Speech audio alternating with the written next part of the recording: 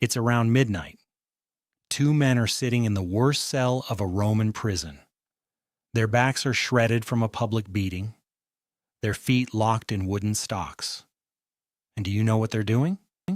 Singing, not groaning, not plotting revenge, singing hymns, loud enough that every other prisoner in the block can hear them.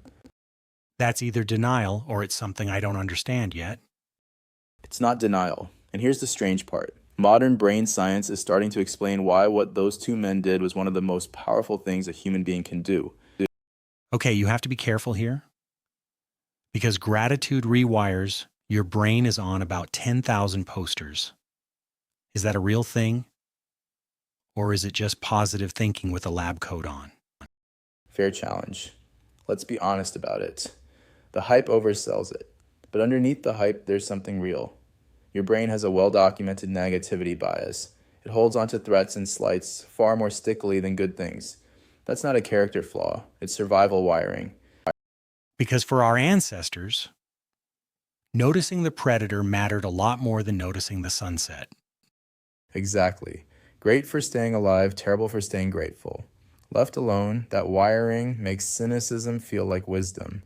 But attention is trainable. What you repeatedly practice noticing, you get better at noticing. That part the research actually supports.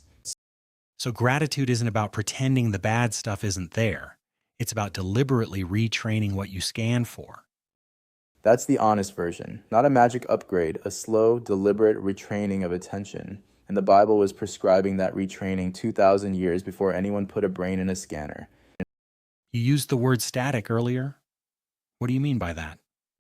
Think about how much mental bandwidth runs on grievance. The replay of what went wrong, the thing you feel you're owed, the worst case forecast. That's a channel running all day, and it's loud. It drowns out the quieter signal. And you'd say the quieter signal is the one people are actually straining to hear. Direction, meaning, God, if that's your language. Right. And here's the thing. You can't just turn the volume of that signal up, but you can turn the static down. Gratitude is one of the few reliable ways to lower the noise floor. Which brings us back to that prison cell. The two men are Paul and Silas. They've been dragged into the marketplace, stripped, beaten with rods, and thrown into the inner cell, the worst one, with their feet in stocks. So this is not gratitude because life is going well. This is the exact opposite. The opposite, and at midnight, the lowest point, bodies wrecked, they start praying and singing hymns to God. And Luke adds this one detail: the other prisoners were listening. I keep coming back to that.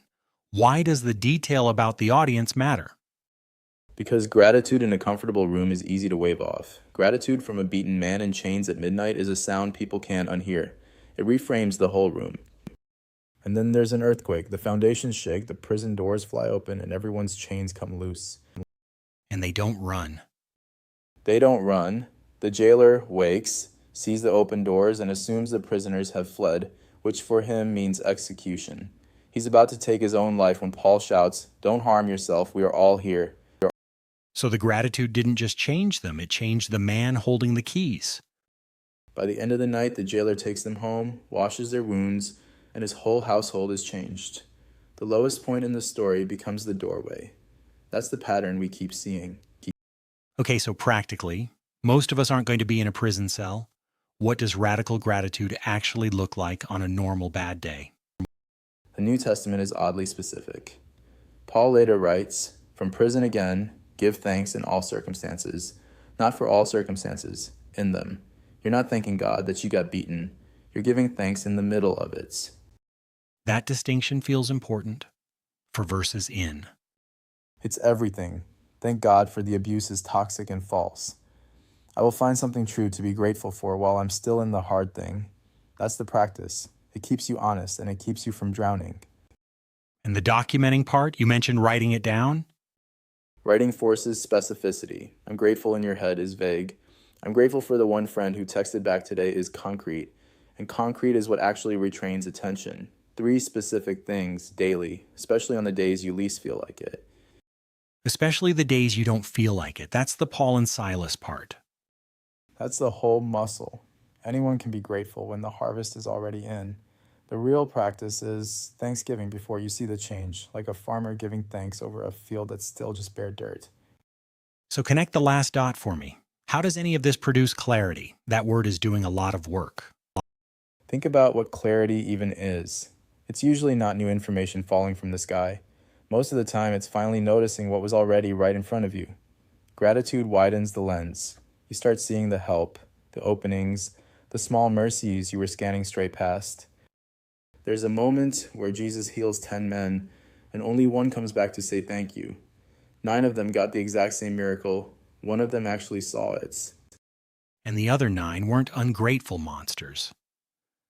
They were just already scanning ahead to the next thing. Same as us, gratitude is what makes you the one who turns around. And the one who turns around is the one who actually sees who did it.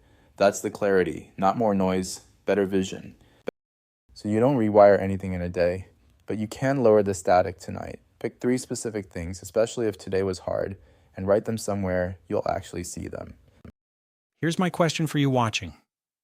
What's one specific thing you can be grateful for in a circumstance that hasn't changed yet? Put it in the comments. We read them. Do that long enough, and you'll be surprised what you start hearing in the quiet.